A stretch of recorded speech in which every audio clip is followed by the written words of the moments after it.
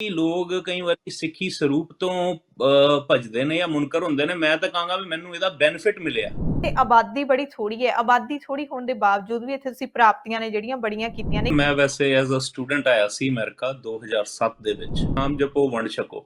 ਸੋ ਅਸੀਂ ਉਹੀ line of action ਜਿਹੜੀ ਹੈ ਫੋਲੋ ਕਰਦੇ ਆ ਰਹੇ ਹਾਂ ਤੇ ਔਨ ਦਾ ਡੇਲੀ ਬੇਸਿਸ। ਕਨੈਟੀਕਟ ਐਸਾ ਸੂਬਾ, ਪਹਿਲਾ ਸੂਬਾ ਅਮਰੀਕਾ ਦਾ ਜਿੱਥੇ ਕਿ ਲਾਅ ਬਣਿਆ ਵੀ ਨਵੰਬਰ 1 ਨੂੰ ਹਰ ਸਾਲ ਸਿੱਖ ਜੈਨੋਸਾਈਡ ਰਿਮੈਂਬਰੈਂਸ ਡੇ ਵਜੋਂ ਮਨਾਇਆ ਜਾਏਗਾ। ਲੋਕ ਇੱਥੇ ਦੇ ਬੜੇ ਹੀ ਇਨਸਾਫ ਪਸੰਦ ਲੋਕ ਨੇ। ਸੋ ਜੋ ਸਾਡੀਆਂ ਐਕਟੀਵਿਟੀਆਂ ਦੇਖਦੇ ਨੇ, ਸਾਡਾ ਜਿਹੜਾ ਫੋਕਸ ਹੈ ਉਹ ਪਾਲਿਸੀਜ਼ ਦੇ ਉੱਤੇ ਹੈ। ਈਵਨ ਕਿ ਜਿਹੜਾ ਨਾਰਵਿਚ ਪਬਲਿਕ ਸਕੂਲ ਹੈ, ਅਸੀਂ ਉਹਦੀ ਪਾਲਿਸੀ ਅਮੈਂਡ ਕਰਾ ਕੇ ਕਿਰਪਾਨ ਦੀ ਵੀ ਇਜਾਜ਼ਤ ਦਵਾ ਦਿੱਤੀ ਹੈ। ਸਤਿ ਸ਼੍ਰੀ ਅਕਾਲ ਜੀ। ਦਾ ਖਾਲਸ ਟੀਵੀ ਦੇਖਣ ਵਾਲੇ ਦੇਸ਼ ਦੁਨੀਆ ਦੇ ਸਾਡੇ ਸਾਰੇ ਦਰਸ਼ਕਾਂ ਦਾ ਬਹੁਤ ਬਹੁਤ ਸਵਾਗਤ ਹੈ। ਮੈਂ ਤੁਹਾਡੇ ਸਭ ਨਾਲ ਹਰਸ਼ਰਨ ਕੌਰ ਇੱਕ ਖਾਸ ਇੰਟਰਵਿਊ ਲੈ ਕੇ। ਇੰਟਰਵਿਊ ਦੇ ਵਿੱਚ ਖਾਸ ਤੌਰ ਤੇ ਸਾਡੇ ਨਾਲ ਜੁੜੇ ਹੋਏ ਨੇ ਉਹ ਸਿੱਖ ਨੌਜਵਾਨ ਜਿਨ੍ਹਾਂ ਨੇ ਸਾਰੇ ਸਿੱਖ ਭਾਈਚਾਰੇ ਦਾ ਦੁਨੀਆ ਭਰ ਦੇ ਵਿੱਚ ਸਿਰ ਮਾਣ ਦੇ ਨਾਲ ਉੱਚਾ ਕੀਤਾ। ਨਾਮ ਹੈ ਸਵਰਨਜੀਤ ਸਿੰਘ ਖਾਲਸਾ। ਦੂਸਰੀ ਖਿੜਕੀ ਦੇ ਵਿੱਚ ਤੁਸੀਂ ਦੇਖ ਰਹੇ ਹੋ ਤੇ ਪ੍ਰਾਪਤੀ ਹੈ ਜਿਹੜੀ ਉਹ ਵੀ ਤੁਹਾਨੂੰ ਦੱਸ ਦਿੰਦੇ ਆ। ਪਹਿਲਾਂ ਭਾਈ ਸਾਹਿਬ ਦਾ ਸਵਾਗਤ ਕਰ ਲੈਂਦੇ ਆ। ਭਾਈ ਸਵਰਨਜੀਤ ਸਿੰਘ ਜੀ, ਬਹੁਤ ਬਹੁਤ ਸਵਾਗਤ ਹੈ ਦਾ ਖਾਲਸ ਟੀਵੀ ਤੇ। ਹਾਂਜੀ, ਥੈਂਕ ਯੂ ਭੈਣ ਜੀ। ਵਾਹਿਗੁਰੂ ਜੀ ਕਾ ਖਾਲਸਾ, ਵਾਹਿਗੁਰੂ ਜੀ ਕੀ ਫਤਿਹ ਜੀ। ਵਾਹਿਗੁਰੂ ਜੀ ਕੀ ਫਤਿਹ। ਸੋ ਭਾਈ ਸਵਰਨਜੀਤ ਸਿੰਘ ਖਾਲਸਾ ਨੂੰ ਹਾਲਾਂਕਿ ਸਾਰੀ ਸਿੱਖ ਕੌਮ ਜਾਣਦੀ ਹੋਏਗੀ, ਅਮਰੀਕਾ ਦੇ ਵਿੱਚ ਪਹਿਲੇ ਸਿੱਖ ਕਾਉਂਸਲਰ ਬਣਨ ਵਾਲੇ ਹੈਗੇ ਨੇ ਸਿੱਖ ਨੌਜਵਾਨ ਭਾਈ ਸਵਰਨਜੀਤ ਸਿੰਘ ਖਾਲਸਾ। ਕਨੈਟੀਕਟ, ਨਾਰਵਿਚ ਦੇ ਵਿੱਚ ਜਦੋਂ ਵੀ ਤੁਸੀਂ ਅਮਰੀਕਾ ਦਾ ਕਨੈਟੀਕਟ ਜਾਂ ਫਿਰ ਨਾਰਵਿਚ ਦੀ ਗੱਲ ਕਰਦੇ ਹੋ ਤਾਂ ਸਵਰਨਜੀਤ ਸਿੰਘ ਖਾਲਸਾ ਦਾ ਨਾਮ ਹੈ ਜਿਹੜਾ ਉਹ ਜ਼ਿਹਨ ਦੇ ਵਿੱਚ ਨਾ ਆਵੇ, ਇਹ ਹੋ ਨਹੀਂ ਸਕਦਾ। ਹੁਣ ਤੱਕ ਉਸ ਸੂਬੇ ਦੇ ਵਿੱਚ ਬਹੁਤ ਸਾਰੀਆਂ ਜਿਹੜੀਆਂ ਪ੍ਰਾਪਤੀਆਂ ਨੇ ਉਹ ਗਿਣਵਾਈਆਂ ਜਾ ਸਕਦੀਆਂ ਨੇ ਸਿੱਖੀ ਦੇ ਪ੍ਰਚਾਰ ਨੂੰ ਲੈ ਕੇ, ਸਿੱਖੀ ਦੇ ਪ੍ਰਫੁੱਲਿਤ ਹੋਣ ਨੂੰ ਲੈ ਕੇ। ਤੇ ਹੁਣ ਜਿਹੜਾ ਨਵਾਂ ਇੱਕ ਕਹਿ ਸਕਦੇ ਹਾਂ ਇਤਿਹਾਸ ਹੈ ਕਿ ਸਿੱਖ ਕਾਉਂਸਲਰ ਬਣੇ ਨੇ। ਭਾਈ ਸਾਹਿਬ ਬਹੁਤ ਬਹੁਤ ਵਧਾਈਆਂ ਨੇ ਤੁਹਾਨੂੰ। ਹਾਂਜੀ, 7 ਦਸੰਬਰ ਨੂੰ ਹੈਗਾ ਜੀ ਤੇ ਥੈਂਕ ਯੂ ਜੀ ਸਾਰਿਆਂ ਨੂੰ ਜੀ। ਸੋ ਭਾਈ ਸਾਹਿਬ, ਕਿਵੇਂ ਇੱਥੋਂ ਤੱਕ ਤੁਸੀਂ ਪਹੁੰਚੇ ਹੈਗੇ ਹੋ ਉਹ ਸਾਨੂੰ ਥੋੜਾ ਜਿਹਾ ਜਿਹੜਾ ਦਰਸ਼ਕਾਂ ਨੂੰ ਜ਼ਰੂਰ ਦੱਸੋ। ਮੈਂ ਦੱਸਣਾ ਚਾਹਾਂਗਾ, ਮੈਂ ਵੈਸੇ ਐਜ਼ ਅ ਸਟੂਡੈਂਟ ਆਇਆ ਸੀ ਅਮਰੀਕਾ 2007 ਦੇ ਵਿੱਚ ਤੇ 2009 ਵਿੱਚ ਮੇਰਾ ਆਨੰਦ ਕਾਰਜ ਹੋਇਆ ਸੀ ਪੰਜਾਬ ਦੇ ਵਿੱਚ ਹੀ। ਜਲੰਧਰ ਤੋਂ ਮੈਂ ਬਿਲੋਂਗ ਕਰਦਾ ਤੇ ਫਿਰ 2010 ਦੇ ਵਿੱਚ ਅਮਰੀਕਾ ਆ ਕੇ ਗੁਰੂ ਸਾਹਿਬ ਦੀ ਕਿਰਪਾ ਨਾਲ ਇੱਥੇ ਬਿਜ਼ਨਸ ਸ਼ੁਰੂ ਕਰ ਲਿਆ ਸੀ। ਤੇ ਨਾਲ ਨਾਲ ਆਫ ਕੋਰਸ ਅਮਰੀਕਾ ਦੇ ਵਿੱਚ ਜੇ ਤੁਸੀਂ ਵਿਚਰਨਾ ਹੈ as a sovereign Sikh personality ਤੇ ਸਭ ਤੋਂ ਪਹਿਲਾਂ ਕਹਿ ਲਓ ਵੀ ਇਹੀ ਆਉਂਦਾ ਵੀ ਲੋਕਾਂ ਦੇ ਵਿੱਚ ਕੰਫਰਟ ਲੈਵਲ ਲਿਆਉਣਾ, ਸਪੈਸ਼ਲੀ ਕਨੈਟੀਕਟ ਵਰਗੀ ਜਗ੍ਹਾ ਜਿੱਥੇ ਸਿੱਖਾਂ ਦੀ ਆਬਾਦੀ ਬੜੀ ਘੱਟ ਹੈ। ਸੋ ਅਸੀਂ ਸਿੱਖ ਅਵੇਅਰਨੈਸ ਡੇ ਮਨਾਉਣੇ ਸ਼ੁਰੂ ਕਰਤੇ, ਇੱਥੇ ਲੋਕਲ ਕਮਿਊਨਿਟੀਜ਼ ਦੇ ਵਿੱਚ ਇਨਵੋਲਵਡ ਹੋਣਾ ਸ਼ੁਰੂ ਕਰਤਾ। ਸੋ ਓਵਰਨਾਈਟ ਕੁਝ ਨਹੀਂ ਹੋਇਆ, 10 ਤੋਂ 12 ਸਾਲ ਦੀ ਮਿਹਨਤ ਲੱਗੀ ਹੈ ਔਨ ਦਾ ਡੇਲੀ ਬੇਸਿਸ। ਕਿਉਂਕਿ ਇੱਥੇ ਜਿਹੜੀਆਂ ਵੋਟਾਂ ਵੀ ਪਾਈਆਂ ਇੱਥੇ ਦੇ ਲੋਕਾਂ ਨੇ ਪਾਈਆਂ, ਆਪਣੇ ਤੇ ਲੋਕ ਬੜੇ ਘੱਟ ਨੇ। ਸੋ ਜਿਹੜਾ ਕਹਿ ਲਓ ਵੀ ਇੱਕ ਗੁਰੂ ਨਾਨਕ ਪਾਤਸ਼ਾਹ ਦਾ ਮੈਸੇਜ ਸੀ ਉਹਨੂੰ ਲੈ ਕੇ ਅਸੀਂ ਚੱਲੇ ਸੀ, ਜੋ ਕਿ ਬੜਾ ਸਿੰਪਲ ਮੈਸੇਜ, ਕਿਰਤ ਕਰੋ, ਨਾਮ ਜਪੋ, ਵੰਡ ਛਕੋ। ਸੋ ਅਸੀਂ ਉਹੀ ਲਾਈਨ ਆਫ ਐਕਸ਼ਨ ਜਿਹੜੀ ਹੈ ਫੋਲੋ ਕਰਦੇ ਆ ਰਹੇ ਹਾਂ ਤੇ ਔਨ ਦਾ ਡੇਲੀ ਬੇਸਿਸ। ਭਾਵੇਂ ਉਹ ਲੰਗਰ ਦੀ ਪ੍ਰਥਾ ਜਿਵੇਂ ਹੈ, ਅਸੀਂ ਇੱਥੇ ਕਮਿਊਨਿਟੀ ਮੀਲ ਦਾ ਪ੍ਰੋਗਰਾਮ ਚਲਾਤਾ। ਹਰ ਸੰਡੇ ਇੱਥੇ ਕੋਈ ਵੀ ਭੁੱਖਾ ਆ ਕੇ ਭੋਜਨ ਛਕ ਸਕਦਾ। ਫਿਰ ਜਿਹੜੇ ਐਜੂਕੇਸ਼ਨਲ ਐਫਰਟਸ ਹਨ ਸਾਡੇ ਸਿੱਖ ਅਵੇਅਰਨੈਸ ਨਾਲ ਰਿਲੇਟਡ, 1200 ਤੋਂ ਉੱਤੇ ਜਿਹੜੇ ਪੁਲਿਸ ਵਾਲੇ ਅਸੀਂ ਇੱਥੇ ਐਜੂਕੇਟ ਕੀਤੇ। ਤੇ ਜਿਹੜਾ ਕਮਿਊਨਿਟੀ ਨੂੰ ਰੈਕੋਗਨਾਈਜ਼ ਕਰਨ ਦਾ ਜਿਹੜਾ ਉਪਰਾਲਾ ਸੀ ਉਹ ਵੀ ਅਸੀਂ ਕਦੀ ਵਿਸਾਖੀ ਨੂੰ ਐਜ਼ ਅ ਨੈਸ਼ਨਲ ਸਿੱਖ ਡੇ ਜਾਂ ਸ਼ਹੀਦਾਂ ਦਾ ਜਿਹੜਾ ਮਹੀਨਾ ਜੂਨ ਹੈ ਸਾਡੇ ਲਈ, ਉਹਨੂੰ as a Sikh memorial month ਵਜੋਂ ਡਿਕਲੇਅਰ ਕਰਾਇਆ ਗਵਰਨਰ ਤੋਂ। ਸੋ ਇਹੋ ਜਿਹੇ ਹੋਰ ਵੀ ਬੜੇ ਉਪਰਾਲੇ ਹੋਏ ਤੇ ਸਾਰੇ ਤੁਸੀਂ ਜਾਣਦੇ ਹੋ ਵੀ ਕਨੈਟੀਕਟ ਐਸਾ ਸੂਬਾ, ਪਹਿਲਾ ਸੂਬਾ ਅਮਰੀਕਾ ਦਾ ਜਿੱਥੇ ਕਿ ਲਾਅ ਬਣਿਆ ਵੀ ਨਵੰਬਰ 1 ਨੂੰ ਹਰ ਸਾਲ ਸਿੱਖ ਜੈਨੋਸਾਈਡ ਰਿਮੈਂਬਰੈਂਸ ਡੇ ਵਜੋਂ ਮਨਾਇਆ ਜਾਏਗਾ। ਸੋ ਇਹੋ ਜਿਹੇ ਹੋਰ ਵੀ ਬੜੀਆਂ ਪ੍ਰਾਪਤੀਆਂ ਨੇ, ਭਾਵੇਂ ਉਹ ਨਿਸ਼ਾਨ ਸਾਹਿਬ ਡੇ ਹੋਵੇ। ਹੁਣ ਆਉਣ ਵਾਲੇ ਸਮੇਂ 'ਚ ਅਸੀਂ ਇੱਕ ਸਿੱਖ ਵੈਟਰਨਸ ਡੇ ਮਨਾਉਣ ਲੱਗੇ ਹਾਂ, ਜਿਹੜੇ ਵੀ ਸਾਡੇ ਕੋਈ ਸ਼ਹੀਦ ਹੋਏ ਨੇ ਜਾਂ ਜਿਨ੍ਹਾਂ ਨੇ ਪਾਰਟਿਸਿਪੇਟ ਕੀਤਾ, ਭਾਵੇਂ ਉਹ ਕੋਈ ਵੀ ਹੋਵੇ, ਭਾਵੇਂ ਬੈਟਲ ਆਫ ਅੰਮ੍ਰਿਤਸਰ ਹੋਵੇ ਤੇ ਭਾਵੇਂ ਬੈਟਲ ਆਫ ਸਾਰਾਗੜੀ ਹੋਏ। ਸੋ ਅਸੀਂ ਸਾਰਿਆਂ ਨੂੰ ਹੀ ਕਹਿ ਲਓ ਵੀ ਰੈਕੋਗਨਾਈਜ਼ ਕਰਾਂਗੇ। ਸੋ ਇਹਦੇ ਨਾਲ ਇੱਕ ਜਿਹੜੀ ਹਿਸਟਰੀ ਹੈ ਸਿੱਖਾਂ ਦੀ ਉਹ ਆਮ ਲੋਕਾਂ ਨੂੰ ਜਾਣਨ ਦਾ ਮੌਕਾ ਮਿਲਦਾ। ਪਲੱਸ ਅਸੀਂ ਜਿਹੜੇ ਇੱਥੇ ਦੀ ਕਮਿਊਨਿਟੀਜ਼ ਦੇ ਜਿਹੜੇ ਇਵੈਂਟਸ ਨੇ ਉਹਨਾਂ ਵੇਟ ਕਰਦੇ ਹਾਂ। ਤੇ 2 ਸਾਲ ਪਹਿਲੇ ਵੀ ਮੈਂ ਇਲੈਕਸ਼ਨ ਲੜਿਆ ਸੀ ਜੋ ਕਿ ਫਤਿਹ ਹੋਈ ਸੀ ਗੁਰੂ ਸਾਹਿਬ ਦੀ ਕਿਰਪਾ ਨਾਲ।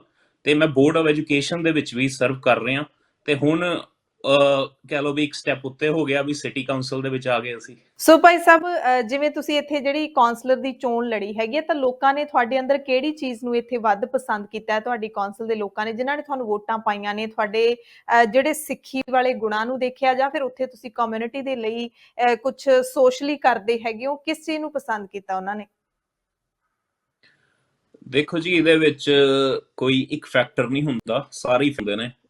ਤੇ ਜਿਵੇਂ ਜੀ। ਮੈਂ ਦੱਸਿਆ ਵੀ ਲੋਕ ਇੱਥੇ ਦੇ ਬੜੇ ਹੀ ਇਨਸਾਫ ਪਸੰਦ ਲੋਕ ਨੇ। ਸੋ ਜੋ ਸਾਡੀਆਂ ਹਮ, ਐਕਟੀਵਿਟੀਆਂ ਦੇਖਦੇ ਨੇ, ਭਾਵੇਂ ਉਹ ਆਪਣੀ ਕੌਮ ਦੇ ਲਈ ਹੋਣ, ਭਾਵੇਂ ਇੱਥੇ ਦੇ ਲੋਕਾਂ ਲਈ ਹੋਣ, ਕਿਉਂਕਿ ਅਸੀਂ ਜੀ। ਇਕੱਲੇ 1984 ਦੇ ਮੁੱਦੇ ਤੇ ਨਹੀਂ ਖੜੇ। ਈਵਨ ਕਿ ਜਿਹੜਾ ਇੱਥੇ ਵੀ ਮੁੱਦਾ ਭਖਿਆ ਸੀ ਬੜਾ, ਬਲੈਕ ਲਾਈਫ ਮੈਟਰਸ ਦਾ, ਅਸੀਂ ਉਹਦੇ 'ਚ ਵੀ ਪੂਰਾ ਹਾਂਜੀ। ਸਾਥ ਦਿੱਤਾ। ਈਵਨ ਕਿ ਨਿਊਯਾਰਕ ਟਾਈਮਸ ਨੇ ਵੀ ਇਹਦੀ ਕਵਰੇਜ ਕੀਤੀ ਵੀ ਸਿੱਖ ਇਕੱਲੇ ਮਤਲਬ ਪੈਂਡੈਮਿਕ ਦੇ ਵਿੱਚ ਨਹੀਂ ਲੰਗਰ ਵਰਤਾ ਰਹੇ, ਉਲਟਾ ਕੀ ਪ੍ਰੋਟੈਸਟਾਂ ਦੇ ਵਿੱਚ ਵੀ ਲੰਗਰ ਵਰਤਾ ਰਹੇ ਨੇ।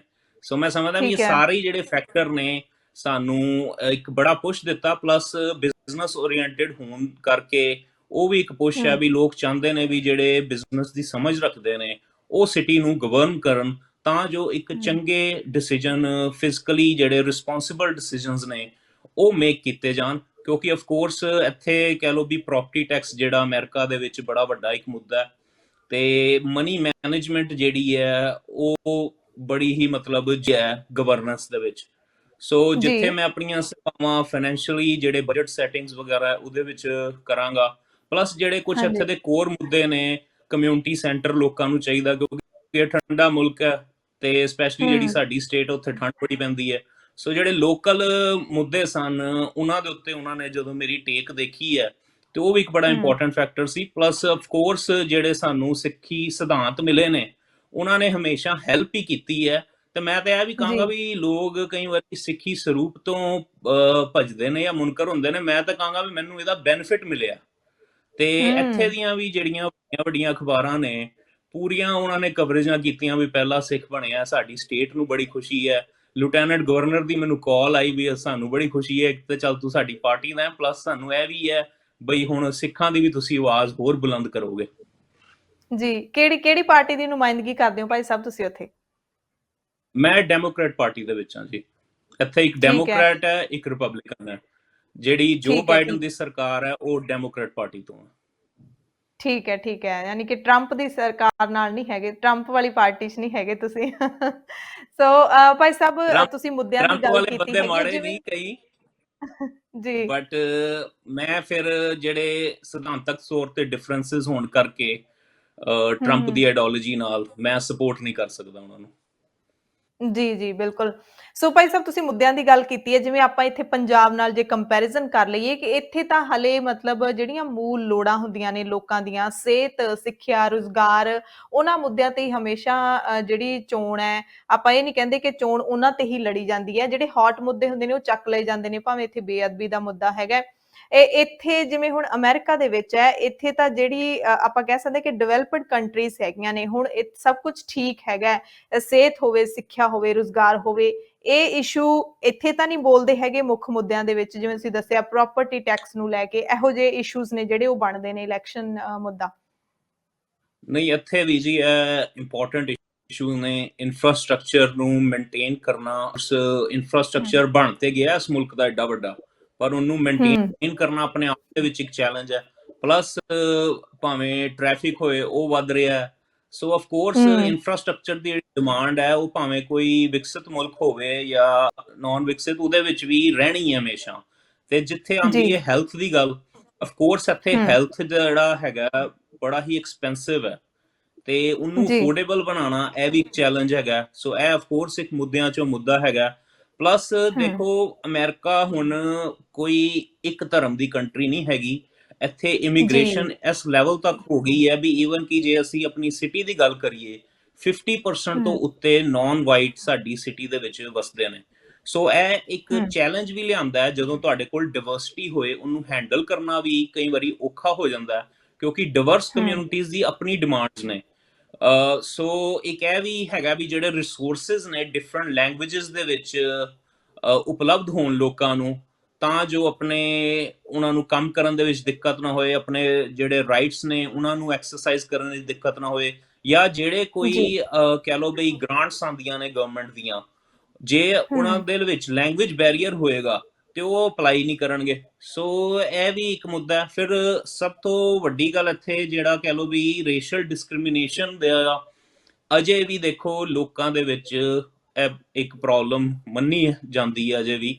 ਸੋ ਜਿਹੜਾ ਜੀ ਉਹਦੇ ਉੱਤੇ ਅਸੀਂ ਸਕੂਲ ਦੇ ਵਿੱਚ ਕਾਫੀ ਕੰਮ ਕੀਤਾ। ਈਵਨ ਕਿ 50 ਤੋਂ ਹੂੰ ਉੱਤੇ ਜਿਹੜੇ ਦਿਹਾੜੇ ਨੇ ਉਹ ਅਸੀਂ ਲੋਕਾਂ ਦੇ ਵੱਖ-ਵੱਖ ਧਰਮਾਂ ਦੇ ਰੈਕੋਗਨਾਈਜ਼ ਕੀਤੇ ਨੇ। ਤੇ ਬੜੀ ਖੁਸ਼ੀ ਹੁੰਦੀ ਹੈ ਵੀ ਠੀਕ ਹੈ ਸਿੱਖਾਂ ਦੇ ਵੀ ਸਾਰੇ ਦਿਹਾੜੇ ਉਹਦੇ ਵਿੱਚ ਰੈਕੋਗਨਾਈਜ਼ ਨੇ, ਭਾਵੇਂ ਉਹ ਬੰਦੀ ਛੋੜ ਦਿਵਸ ਹੋਏ ਤੇ ਭਾਵੇਂ ਹੂੰ ਉਹ ਹੋਲਾ ਮਹੱਲਾ ਹੋਏ ਤੇ ਭਾਵੇਂ ਆਪਣਾ ਗੁਰੂ ਸਾਹਿਬ ਦਾ ਪ੍ਰਕਾਸ਼ ਪੁਰਬ ਹੋਏ ਤੇ ਠੀਕ ਹੈ ਸਿੱਖ ਮੈਮੋਰੀਅਲ ਮੰਥ ਜਾਂ ਵਿਸਾਖੀ ਹੋਏ। ਸੋ ਇਹ ਸਾਰੇ ਦਿਹਾੜਿਆਂ ਨੂੰ ਵੀ ਅਸੀਂ ਯਾਨੀ ਕਿ ਰੈਕੋਗਨਾਈਜ਼ ਮਤਲਬ ਕੀਤਾ। ਇਹ ਜਿਹੜੇ ਸਾਰੇ ਦਿਹਾੜੇ ਨੇ ਭਾਈ ਸਾਹਿਬ, ਉਹ ਇੱਥੋਂ ਦੇ ਜਿਹੜੇ ਲੋਕਲ ਲੋਕ ਹੈਗੇ ਨੇ ਉਹ ਵੀ ਹੁਣ ਇਹਨਾਂ ਪੁਰਬਾਂ ਨੂੰ ਜਾਣਨ ਲੱਗੇ ਨੇ ਕਿ ਇਹ ਸਿੱਖੀਜ਼ਮ ਦੇ ਕੋਈ ਦਿਹਾੜੇ ਹੈਗੇ ਨੇ, ਉਹ ਵੀ ਉਹਨਾਂ 'ਚ ਹਿੱਸਾ ਲੈਂਦੇ ਹੋਣਗੇ ਜਦੋਂ ਮਨਾਏ ਜਾਂਦੇ ਹੋਣਗੇ। ਬਿਲਕੁਲ ਜੀ ਬਿਲਕੁਲ। ਈਵਨ ਕਿ ਹੂੰ ਮੈਂ ਸਮਝਦਾ ਵੀ ਜਦੋਂ ਇੱਥੇ ਤੇ ਅੰਡਰਸਟੈਂਡਿੰਗ ਇੰਨੀ ਵੱਧ ਗਈ ਹੈ, ਜਦੋਂ ਇੰਡੀਆ ਦੇ ਵਿੱਚ ਨਿਸ਼ਾਨ ਸਾਹਿਬ ਦਾ ਇੱਕ ਇਸ਼ੂ ਬਣਿਆ ਸੀ ਤੇ ਇੱਥੇ ਦੇ ਹਾਂਜੀ ਜਿਹੜੀ ਸਟੇਟ ਗਵਰਨਮੈਂਟ ਹੈ ਉਹਨੇ 11 ਮਾਰਚ ਜੋ ਕਿ ਸਿੱਖਾਂ ਦਾ ਇਤਿਹਾਸਕ ਦਿਨ ਹੈ 1783 ਹੂੰ ਦੇ ਵਿੱਚ ਬਾਬਾ ਭਗੇਤ ਸਿੰਘ ਜੀ ਨੇ ਨਿਸ਼ਾਨ ਸਾਹਿਬ ਚੜਾਏ ਸੀ ਲਾਲ ਕਿਲੇ ਤੇ, ਉਸ ਦਿਨ ਨੂੰ ਉਹਨਾਂ ਨੇ ਰੈਕੋਗਨਾਈਜ਼ ਕਰਤਾ as a Sikh flag Nishan Sahib ਡੇ। ਸੋ ਇੱਥੇ ਤੇ ਅਸੀਂ ਜੀ ਨੌਲੇਜ ਜਿਹੜੀ ਹੈ, ਇੱਕ ਐਜੂਕੇਸ਼ਨ ਆਪਣੇ ਆਪ ਦੇ ਵਿੱਚ ਬੜੀ ਪਾਵਰਫੁਲ ਚੀਜ਼ ਹੈ। ਤੇ ਜੇ ਤੁਸੀਂ ਬੋਰਡ ਹੂੰ ਆਫ ਐਜੂਕੇਸ਼ਨ ਨਾਰਵਿਚ ਦੀ ਵੈਬਸਾਈਟ ਦੇਖੋ, ਤੁਸੀਂ ਦੇਖ ਸਕਦੇ ਹੋ ਉਹਦੇ ਵਿੱਚ ਸਾਰੇ ਦਿਹਾੜੇ ਬੜੇ ਵਧੀਆ ਤਰੀਕੇ ਨਾਲ ਸੁਸ਼ੋਭਿਤ ਹੋਏ ਪਏ ਨੇ, ਨਾਲ ਉਹਨਾਂ ਦੀ ਡਿਸਕ੍ਰਿਪਸ਼ਨ ਵੀ ਦਿੱਤੀ ਹੋਈ ਹੈ। ਸੋ ਆਫ ਕੋਰਸ ਅਸੀਂ ਜੀ ਐਜੂਕੇਸ਼ਨ ਦੇ ਹੀ ਮੁੱਦੇ ਨੂੰ ਲੈ ਕੇ ਅੱਗੇ ਵਧ ਰਹੇ ਹਾਂ, ਕਿਉਂਕਿ ਮੈਂ ਸਮਝਦਾ ਵੀ ਬਹੁਤ ਜ਼ਿਆਦਾ ਇੱਥੇ ਜਿਹੜੀਆਂ ਸਮੱਸਿਆਵਾਂ ਨੇ ਉਹਦਾ ਹੱਲ ਐਜੂਕੇਸ਼ਨ ਦੇ ਥਰੂ ਹੀ ਹੋ ਸਕਦਾ ਹੈ। ਤੇ ਈਵਨ ਕਿ ਸਾਡਾ ਬਿਲਕੁਲ ਜਿਹੜਾ ਸਿੱਖ ਆਰਟ ਗੈਲਰੀ ਦਾ ਵੀ ਉਪਰਾਲਾ ਹੈ ਉਹ ਵੀ ਇਹਦੇ ਨਾਲ ਹੀ ਸੰਬੰਧਿਤ ਸੀ ਸਾਰਾ। ਜੀ ਜੀ ਸੋ ਭਾਈ ਸਾਹਿਬ ਤੁਸੀਂ ਕਿਹਾ ਕਿ ਇੱਥੇ ਆਬਾਦੀ ਬੜੀ ਥੋੜੀ ਹੈ, ਆਬਾਦੀ ਥੋੜੀ ਹੋਣ ਦੇ ਬਾਵਜੂਦ ਵੀ ਇੱਥੇ ਤੁਸੀਂ ਪ੍ਰਾਪਤੀਆਂ ਨੇ ਜਿਹੜੀਆਂ ਬੜੀਆਂ ਕੀਤੀਆਂ ਨੇ। ਕਿੰਨੀ ਕੁ ਆਬਾਦੀ ਹੈ ਇੱਥੇ ਸਿੱਖਾਂ ਦੀ, ਇੱਥੋਂ ਦੀ ਕੁੱਲ ਪਾਪੂਲੇਸ਼ਨ ਦੇ ਹਿਸਾਬ ਦੇ ਨਾਲ, ਨਾਰਵੇਚ ਦੀ ਜੇ ਗੱਲ ਕਰੀਏ? ਨਾਰਵੇ ਚ ਤੇ ਆਪਣੇ 10 ਤੋਂ 15 ਪਰਿਵਾਰ ਹੀ ਨੇ, ਦੈਟਸ ਇਟ। ਅੱਛਾ ਤੇ ਜੇ ਜੀ ਜੀ ਓਵਰਆਲ ਕਨੈਟੀਕਟ ਸਟੇਟ ਦੀ ਗੱਲ ਕਰੀਏ ਤੇ ਸਾਨੂੰ ਅੰਦਾਜ਼ਾ ਵੀ 500 ਫੈਮਲੀਆਂ ਹੋਣਗੀਆਂ ਆਪਣੀਆਂ, ਤੇ 5 ਗੁਰਦੁਆਰਾ ਸਾਹਿਬ ਵੀ ਨੇ ਤੇ ਇੱਕ ਹੁਣ ਸਿੱਖ ਆਰਟ ਗੈਲਰੀ ਦਾ ਵੀ ਨਿਰਮਾਣ ਹੋਇਆ। ਪਰ ਆਪਣੇ ਆਪ ਵਿੱਚ ਇਹ ਜੀ ਬੜੀ ਵੱਡੀ ਸਟੇਟ ਹੈ ਤੇ ਹੁਣ ਤੇ ਕਿੰਨਾ ਥੋੜੀ ਕਹਿ ਲਓ ਫੀਸਦੀ ਵੀ ਬਣਦਾ ਤੁਹਾਡਾ ਮਾਈਗ੍ਰੇਸ਼ਨ। 500 ਫੈਮਲੀਆਂ? ਹੂੰ ਹਾਂਜੀ ਮੈਂ ਕਿਹਾ ਕੀ ਤੁਹਾਡਾ ਕਹਿ ਰਹੇ ਫਿਰ ਜੀ? ਨਾਰਵੇਚ ਦੀ ਪਾਪੂਲੇਸ਼ਨ ਦੇ ਹਿਸਾਬ ਦੇ ਨਾਲ, ਕਨੈਟੀਕਟ ਦੀ ਪਾਪੂਲੇਸ਼ਨ ਦੇ ਹਿਸਾਬ ਦੇ ਨਾਲ ਕਿੰਨੇ ਕੁ ਫੀਸਦੀ ਬਣਦੇ ਹੋ ਤੁਸੀਂ 500 ਫੈਮਲੀਆਂ? ਅਸੀਂ ਤੇ ਲੈਸ ਦੈਨ 1% ਹਾਂ ਜੀ ਕਨੈਟੀਕਟ ਦੀ ਠੀਕ ਹੈ ਪੋਪੂਲੇਸ਼ਨ ਦੇ ਹਿਸਾਬ ਨਾਲ। ਜੀ ਹਾਂਜੀ ਜੀ ਹਾਂਜੀ, ਤੇ ਪਰ ਇਹ ਹੁਣ ਹੈਗਾ ਵੀ ਥੋੜੀ ਜੇ ਦੇਰ ਪਹਿਲਾਂ ਐਕਟੀਵਿਟੀ ਤੁਸੀਂ ਰੱਖੋਗੇ ਤੇ ਹੂੰ ਜ਼ਰੂਰ ਆਪਣੀ ਤੁਸੀਂ ਪਛਾਣ ਬਣਾਉਣ ਵਿੱਚ ਸਕਸੈਸਫੁਲ ਹੋਵੋਗੇ। ਜੀ ਬਿਲਕੁਲ, ਤੁਸੀਂ ਨਾ ਹੁਣੇ ਥੋੜੀ ਦੇਰ ਪਹਿਲਾਂ ਗੱਲ ਕੀਤੀ ਸੀ ਰੇਸ਼ੀਅਲ ਡਿਸਕ੍ਰਿਮੀਨੇਸ਼ਨ ਦੀ, ਉਹੀ ਮੈਂ ਸੋਚ ਰਹੀ ਸੀ ਤੁਸੀਂ ਜਿਹੜਾ ਜਿਵੇਂ ਆਪਣੇ ਬਾਰੇ ਦੱਸਿਆ ਹੈ ਕਿ ਲੋਕਾਂ ਨੇ ਕਿਵੇਂ ਤੁਹਾਨੂੰ ਇੱਥੇ ਅਸੈਪਟ ਕੀਤਾ ਹੈਗਾ ਤੇ ਉਹ ਵੀ ਅਮਰੀਕਾ ਹੀ ਮੁਲਕ ਹੈਗਾ ਜਦੋਂ ਕਈ ਸਟੇਟਸ ਤੋਂ ਆਪਾਂ ਨੂੰ ਰੇਸ਼ੀਅਲ ਡਿਸਕ੍ਰਿਮੀਨੇਸ਼ਨ ਵਰਗੀਆਂ ਖਬਰਾਂ ਮਿਲਦੀਆਂ ਨੇ ਔਰ ਸਿੱਖਾਂ ਨੂੰ ਵੀ ਨਿਸ਼ਾਨਾ ਬਣਾਇਆ ਜਾਂਦਾ ਹੈ, ਨਸਲੀ ਹਮਲੇ ਕੀਤੇ ਜਾਂਦੇ ਨੇ। ਇੱਥੇ ਇਹੋ ਜਿਹਾ ਮਾਹੌਲ ਤੁਹਾਨੂੰ ਤਾਂ ਨਹੀਂ ਦੇਖਣ ਨੂੰ ਮਿਲਿਆ ਹੈਗਾ, ਹਾਲਾਂਕਿ ਤੁਸੀਂ ਕਿਹਾ ਕਿ ਹੈ ਇੱਥੇ ਵੀ ਨਸਲਵਾਦ। ਸਿੱਖਾਂ ਦੇ ਨਾਲ ਕਦੇ ਕੋਈ ਇਦਾਂ ਦੀ ਘਟਨਾ ਤਾਂ ਨਹੀਂ ਵਾਪਰੀ? ਦੇਖੋ, ਇੱਕ ਤਾਂ ਹੁੰਦਾ ਵੀ ਖੁੱਲ ਕੇ ਨਸਲਵਾਦ, ਦੂਜਾ ਹੁੰਦਾ ਹੂੰ ਪਾਲਿਸੀਜ਼ ਦੇ ਵਿੱਚ ਨਸਲਵਾਦ। ਸੋ ਇੱਥੇ ਹੂੰ ਜਿਹੜਾ ਕਹਿ ਲਓ ਵੀ ਪਾਲਿਸੀਜ਼ ਦੇ ਉੱਤੇ ਸਾਡਾ ਮੇਨ ਵਰਕ ਹੈਗਾ ਵੀ ਪਾਲਿਸੀਆਂ ਇਹੋ ਜਿਹੀਆਂ ਬਣਨ, ਕਿਉਂਕਿ ਜਿਹੜਾ ਬੰਦਾ ਹੈਗਾ ਉਹਨੇ ਤੇ ਅੱਜ ਨਹੀਂ ਤੇ ਕੱਲ ਚਲੇ ਜਾਣਾ। ਕੋਈ ਚੰਗੀ ਤੁਹਾਨੂੰ ਸਰਕਾਰ ਮਿਲ ਗਈ ਤੇ ਤੁਹਾਡੇ ਸਾਰੇ ਕੰਮ ਹੁੰਦੇ ਰਹਿਣਗੇ, ਜੇ ਮਾੜੀ ਮਿਲ ਗਈ ਤੇ ਜੀ ਤੁਹਾਡੇ ਕੰਮ ਹੋਣੇ ਬੰਦ ਹੋ ਜਾਣਗੇ। ਸੋ ਸਾਡਾ ਜਿਹੜਾ ਜੀ ਫੋਕਸ ਹੈ ਉਹ ਪਾਲਿਸੀਜ਼ ਦੇ ਉੱਤੇ ਹੈ। ਈਵਨ ਕਿ ਜਿਹੜਾ ਹੂੰ ਨਾਰਵਿਚ ਪਬਲਿਕ ਸਕੂਲ ਹੈ ਅਸੀਂ ਉਹਦੀ ਪਾਲਿਸੀ ਅਮੈਂਡ ਕਰਾ ਕੇ ਕਿਰਪਾਨ ਦੀ ਵੀ ਇਜਾਜ਼ਤ ਦਵਾਤੀ ਹੈ। ਸੋ ਜਿੱਥੇ ਅਸੀਂ ਠੀਕ ਹੈ ਸਿੱਖਾਂ ਦੇ ਕੰਮ ਕਰ ਰਹੇ ਹਾਂ ਉੱਥੇ ਅਸੀਂ ਬਾਕੀ ਲੋਕਾਂ ਦੇ ਵੀ ਕੰਮ ਕਰ ਰਹੇ ਹਾਂ, ਕਿਉਂਕਿ ਦੇਖੋ ਜਿਹੜੇ ਅਜੇ ਬਾਕੀ ਜਿਹੜੇ ਮੁਲਕ ਨੇ ਉਹ ਇਕੁਐਲਿਟੀ ਦੀ ਗੱਲ ਕਰ ਰਹੇ ਨੇ ਬਈ ਇਕੁਅਲ ਹੋਣਾ ਹੂੰ ਚਾਹੀਦਾ, ਇਕੁਅਲ ਰਾਈਟਸ ਹੋਣੇ ਚਾਹੀਦੇ ਨੇ। ਪਰ ਅਮਰੀਕਾ ਦੇ ਵਿੱਚ ਗੱਲ ਹੋ ਰਹੀ ਹੈ equity the. Equity is different then equality. ਹੁਣ ਜੇ ਹੂੰ ਮੈਂ ਤੁਹਾਨੂੰ ਐਗਜ਼ਾਮਪਲ ਦਿੰਦਾ ਵੀ ਜੇ ਦੋ ਬੱਚੇ ਨੇ, ਇੱਕ ਦੀ ਹਾਈਟ ਵੱਡੀ ਹੈ ਇੱਕ ਦੀ ਹਾਈਟ ਛੋਟੀ ਹੈ ਤੇ ਹੂੰ ਸਾਹਮਣੇ ਲੱਗੀ ਹੋਈ ਹੈ ਜਾਲੀ, ਸੋ ਇੱਕ ਨੂੰ ਤਾਂ ਜੀ ਨਜ਼ਰ ਆਏਗਾ ਜੇ ਉਹ ਕੋਈ ਕਬੱਡੀ ਦਾ ਮੈਚ ਦੇਖ ਰਿਹਾ, ਦੂਜੇ ਨੂੰ ਨਜ਼ਰ ਨਹੀਂ ਆਏਗਾ। ਸੋ ਸਾਡਾ ਮਕਸਦ ਇਹ ਹੈਗਾ ਵੀ ਉਹ ਬੈਰੀਅਰ ਨੂੰ ਹਟਾਇਆ ਜਾਏ ਤਾਂ ਜੋ ਜੀ ਜੀ ਹਰ ਏਜ ਗਰੁੱਪ, ਹਰ ਕਹਿ ਲਓ ਵੀ ਓਰੀਐਂਟੇਸ਼ਨ ਦੇ ਬੰਦੇ, ਹਰ ਧਰਮ ਦੇ ਹੂੰ ਬੰਦੇ, ਸਾਰਿਆਂ ਦੇ ਲਈ ਇਕੁਅਲ ਐਕਸੈਸ ਹੋਵੇ। ਸੋ ਅਸੀਂ ਜਿਹੜਾ ਸਕੂਲ ਦੇ ਵਿੱਚ ਇੱਕ ਐਕੁਇਟੀ ਕਮੇਟੀ ਆਪਣੀ ਬਣਾਈ ਹੈ, ਐਕੁਇਟੀ ਦੀ ਜੀ ਪਾਲਿਸੀ ਲਿਖੀ ਹੈ। ਸੋ ਹੁਣ ਉਹਦੇ ਉੱਤੇ ਕੰਮ ਹੋ ਰਿਹਾ। ਸੋ ਉਹੀ ਸਾਡਾ ਮਕਸਦ ਹੈ ਵੀ ਸ਼ਹਿਰ ਲੈਵਲ ਤੇ ਵੀ ਹੋਏ, ਤੇ ਇਵੈਂਚੁਅਲੀ ਇਹੋ ਜਿਹੇ ਕੰਮ ਉਦੋਂ ਹੀ ਪੋਸੀਬਲ ਹੁੰਦੇ ਨੇ ਜਦੋਂ ਕਿ diverse group of people come together in the governance. So governance ਦੇ ਜੀ ਵਿੱਚ ਵੱਖ-ਵੱਖ ਜਦ ਤੱਕ ਧਰਮਾਂ ਦੇ ਲੋਕ ਨਹੀਂ ਹੋਣਗੇ, ਵੱਖ-ਵੱਖ ਨੈਸ਼ਨੈਲਿਟੀਜ਼ ਦੇ ਲੋਕ ਨਹੀਂ ਹੋਣਗੇ, ਉਦੋਂ ਤੱਕ ਇਹ ਮੁੱਦੇ ਦੇ ਉੱਤੇ ਧਿਆਨ ਦੇਣਾ ਬੜਾ ਔਖਾ ਹੋ ਜਾਂਦਾ। ਸੋ ਜੀ ਜੀ ਮੈਂ ਸਮਝਦਾ ਵੀ ਜਿਹੜਾ ਇੱਥੇ ਲੋਕ ਇਸ ਚੀਜ਼ ਨੂੰ ਐਵੇਂ ਤਾਂ ਦੇਖ ਹੀ ਰਹੇ ਨੇ ਵੀ ਚਲੋ ਇੱਕ ਸਿੱਖ ਇਲੈਕਟ ਹੋਇਆ, ਪਰ ਇਹ ਵੀ ਦੇਖ ਰਹੇ ਹਾਂਜੀ ਨੇ ਬਈ ਇੱਕ ਬੰਦਾ ਜਿਹੜਾ ਇਮੀਗ੍ਰੈਂਟ ਵੀ ਹੈ, ਇੱਕ ਬੰਦਾ ਜਿਹਨੇ ਇੱਥੇ ਆ ਕੇ ਸਟਰਗਲ ਕੀਤੀ ਹੈ, ਇੱਕ ਬੰਦਾ ਇੱਥੇ ਬਿਜ਼ਨਸ ਵੀ ਰਨ ਕਰ ਰਿਹਾ, ਆਪਣੀ ਫੈਮਿਲੀ ਨੂੰ ਟੇਕ ਕੇਅਰ ਕਰ ਰਿਹਾ। ਸੋ ਇਹ ਕਈ ਫੈਕਟਰਸ ਨੇ ਜਿਹੜੇ ਆਮ ਇੱਥੇ ਅਮਰੀਕਨਸ ਲੋਕਾਂ ਦੇ ਜ਼ਿਹਨ ਦੇ ਵਿੱਚ ਨੇ, ਤੇ ਉਹ ਚਾਹੁੰਦੇ ਵੀ ਜੀ ਨੇ ਵੀ ਚੰਗੇ ਲੋਕ ਅੱਗੇ ਆਉਣ, ਭਾਵੇਂ ਉਹ ਕਿਤੋਂ ਵੀ ਹੋਣ। ਤੇ ਭਾਈ ਸਾਹਿਬ, ਜਿਹੜਾ ਤੁਸੀਂ ਦੱਸਿਆ ਕਿ ਜਿਹੜੇ ਤੁਸੀਂ ਮੁੱਦਿਆਂ ਨੂੰ ਲੈ ਕੇ ਚੋਣ ਲੜੀ ਹੈ, ਸਥਾਨਕ ਲੋਕ ਜਿਨ੍ਹਾਂ ਦੇ ਵਿੱਚ ਸਿੱਖ ਵੀ ਵਸਨੀਕ ਹੈਗੇ ਨੇ, ਆਪਣਾ ਭਾਈਚਾਰਾ ਵੀ ਹੈਗਾ ਹੈ, ਉਹਨਾਂ ਦੇ ਕਾਮਨ ਮੁੱਦੇ ਸੀਗੇ। ਕੁਝ ਆਪਣੀ ਜਿਹੜੀ ਕਮਿਊਨਿਟੀ ਹੈਗੀ ਆ, ਸਿੱਖ ਕਮਿਊਨਿਟੀ, ਉਹਨਾਂ ਦੀਆਂ ਕੋਈ ਵੱਖਰੀਆਂ ਡਿਮਾਂਡਸ, ਕੋਈ ਵੱਖਰੀਆਂ ਆਸਾਂ ਹੈਗੀਆਂ ਨੇ ਤੁਹਾਡੇ ਤੋਂ? ਕੀ ਉਹਨਾਂ ਦੇ ਮੁੱਦੇ ਹੈਗੇ ਨੇ ਜਿਹੜੇ ਤੁਸੀਂ ਪ੍ਰੋਮਿਸ ਕੀਤੇ ਹੋਣਗੇ ਕਿ ਇਹ ਮੈਂ ਕਰਾਂਗਾ ਕਾਉਂਸਲਰ ਬਣ ਕੇ? ਸਿੱਖਾਂ ਦੇ ਤੇ ਕਹਿ ਲਓ ਵੀ ਅਸੀਂ ਸਾਰੇ ਕੰਮ ਪੋਲਿਟਿਕਸ ਵਿੱਚ ਪੈਣ ਤੋਂ ਪਹਿਲਾਂ ਹੀ ਕਰਤੇ, ਕਿਉਂਕਿ ਕਈ ਵਾਰੀ ਜੀ ਹੁੰਦਾ ਜੀ ਵੀ ਪੋਲਿਟਿਕਸ ਵਿੱਚ ਆ ਕੇ ਕੰਮ ਕਰਾਣੇ ਔਖੇ ਹੋ ਜਾਂਦੇ ਨੇ, ਤੇ ਜਦੋਂ ਤੁਸੀਂ ਜੀ ਨਿਊਟਰਲ ਹੁੰਦੇ ਹੋ, ਤੁਸੀਂ ਦੋਨੋਂ ਪਾਰਟੀਆਂ ਦੇ ਨਾਲ ਕੰਮ ਕਰ ਸਕਦੇ ਹੋ।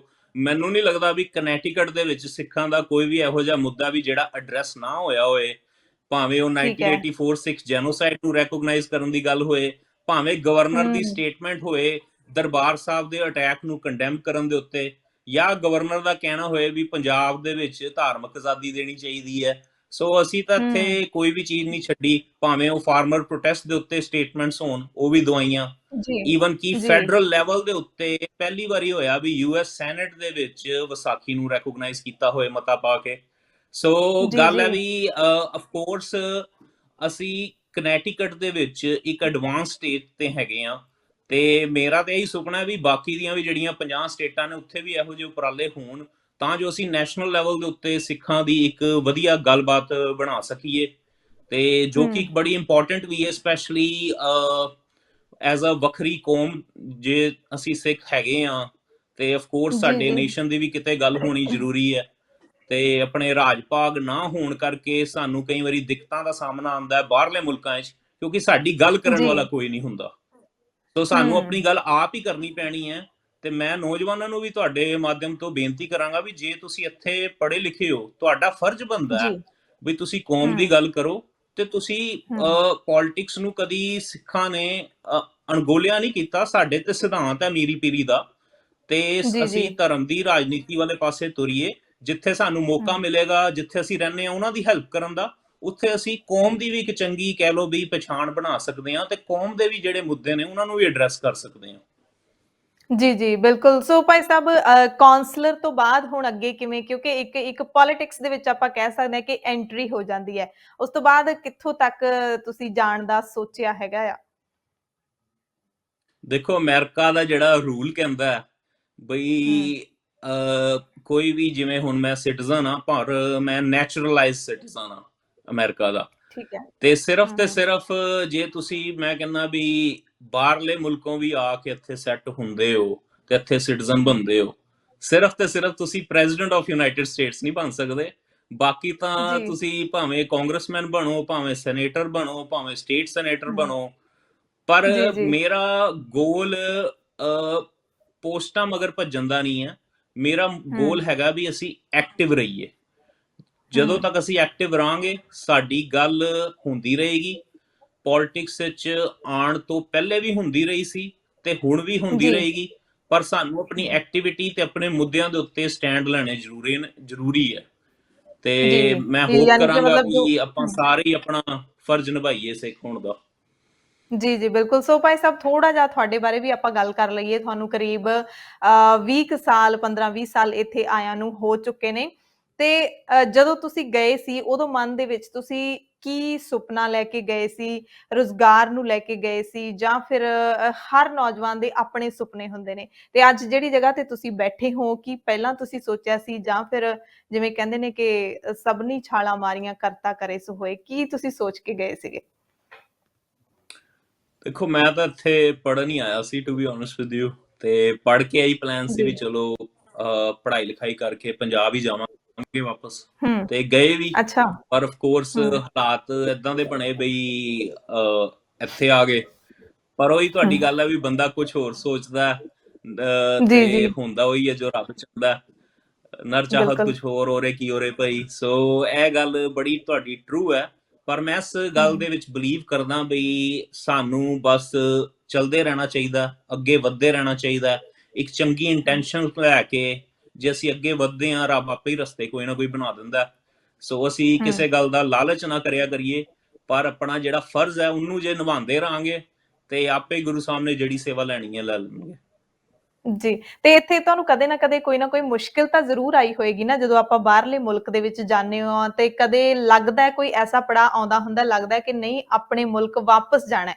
ਕੋਈ ਇਹੋ ਜਿਹੀ ਕੋਈ ਵੀ ਇਨਸੀਡੈਂਟ ਹੈ ਜਿਹੜਾ ਤੁਸੀਂ ਸਾਂਝਾ ਕਰਨਾ ਚਾਹੁੰਦੇ ਹੋ, ਜਾਂ ਫਿਰ ਸਭ ਕੁਝ ਸਮੂਥ ਚੱਲਦਾ ਰਿਹਾ?